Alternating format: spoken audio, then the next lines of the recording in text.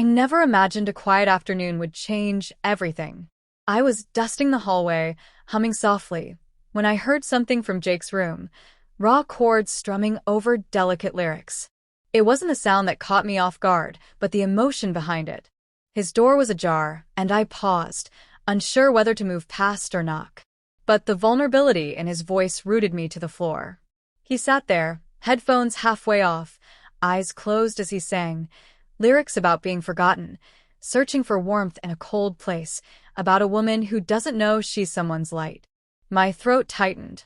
The words felt like they were meant for me, though I knew that couldn't be possible. Still, I couldn't deny how something in me stirred. Jake noticed me and paused. "Sorry, didn't realize I was being so loud," he said, embarrassed. I smiled, told him not to worry, and turned to leave. But he asked if I wanted to hear the full song. I hesitated for a moment, then stepped inside. He played it from the top, and as I listened, a strange ache built in my chest. It had been years since anyone, especially in this house, spoke with that kind of emotion. Alan used to. Now, our conversations revolved around bills, work, and silence.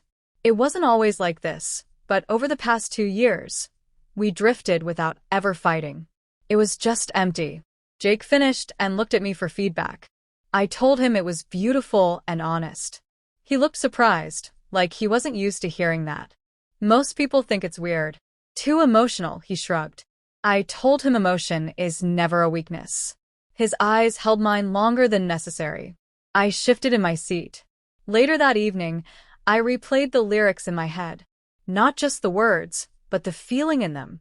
They stayed with me while I folded laundry, while I made dinner, while I climbed into bed beside a man who didn't even glance at me. I thought about Jake, the sadness in his voice, the way his hands trembled slightly when he sang. The next day, he was in the kitchen early. I joined him for coffee, and for the first time in weeks, I laughed.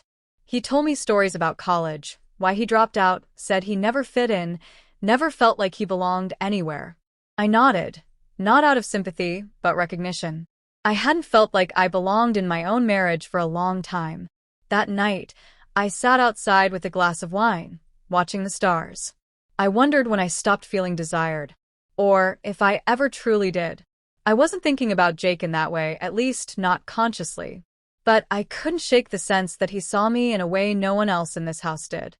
The next morning, I passed his room again. His door was slightly open, and I heard him humming. I paused, then walked away.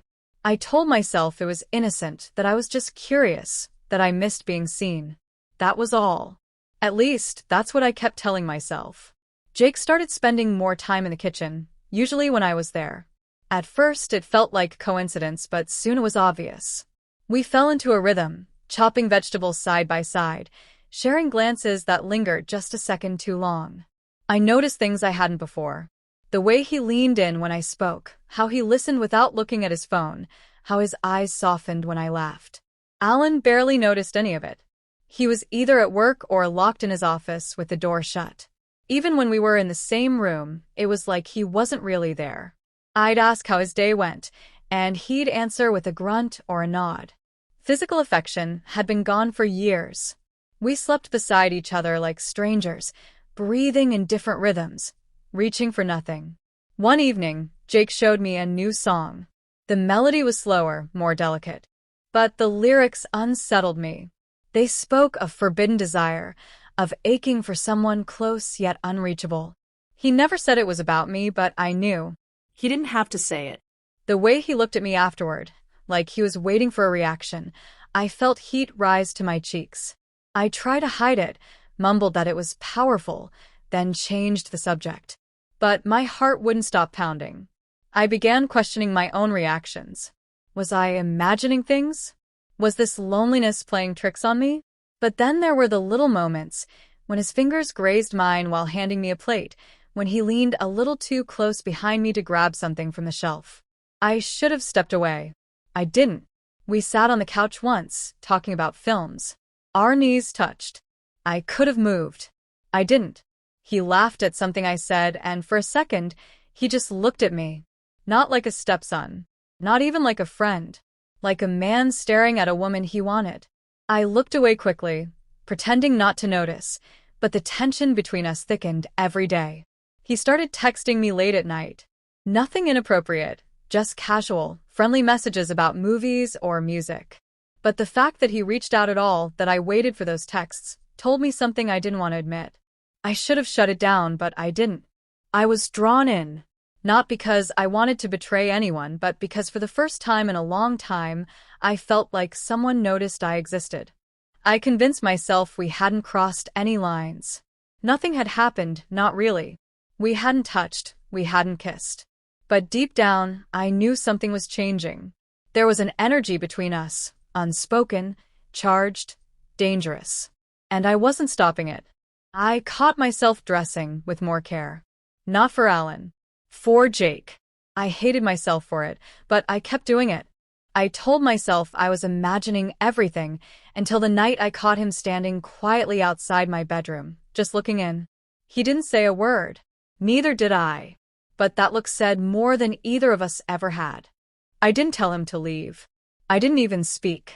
I simply closed the door, slowly, with my heart thudding like a warning I was choosing to ignore. I spent the next hour sitting on the edge of my bed, replaying that moment. What kind of woman let something like that happen? And why did it excite me more than it scared me? The next morning, he avoided me. No music, no texts, no shared coffee. For a moment, I felt relief. Then, oddly, I missed him. I had gotten used to that tension, that unspoken pull. The house felt colder without it. Alan came home late that night, reeking of cologne that wasn't mine, and smiling like nothing was wrong. I stared at him across the dinner table, suddenly aware of how far gone we both were.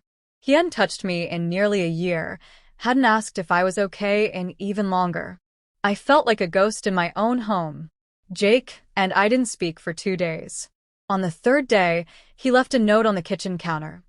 "I'm sorry. I didn't mean to cross a line." I stared at it for an hour.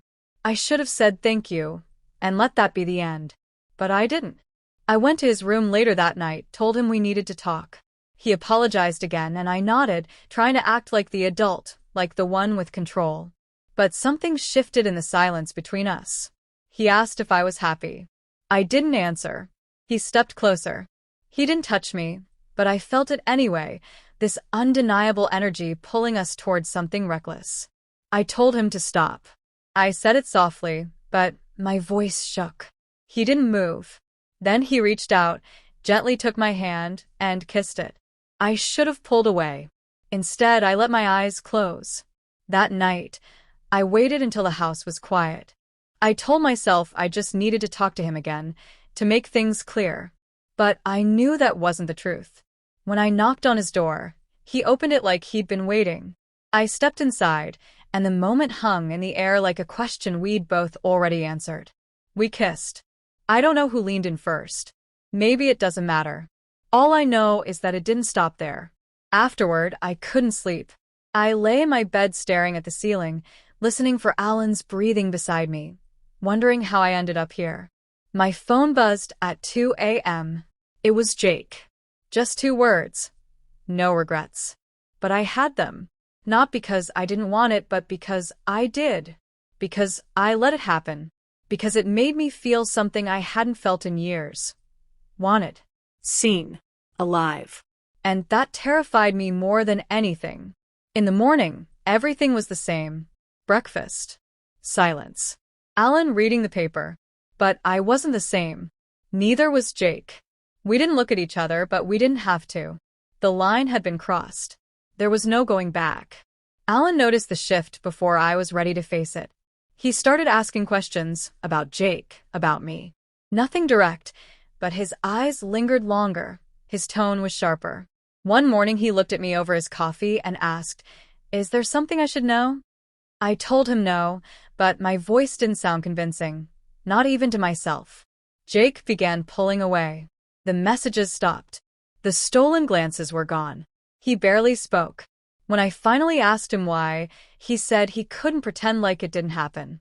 He said he didn't regret it, but he hated lying, hated being near Alan and knowing what we'd done. I told him we needed to forget it, to move on. He looked at me like I had just confirmed everything he feared. You felt it too, he said. I didn't deny it. He told me he was leaving, going to stay with his mom for a while. Said the house was suffocating. I tried to convince him to stay, but he'd already packed. When I asked if this meant we'd never talk again, he just said, maybe in another life. He hugged me, not like a boy clinging to something forbidden, but like someone saying goodbye to something real. Then he left. The silence that followed was louder than anything I'd ever heard. Alan came home early one evening, holding Jake's notebook. I'd forgotten it was still in the house. He threw it on the kitchen table, open to a page with lyrics that made everything unmistakably clear. You want to explain this? He asked. I didn't even try to lie.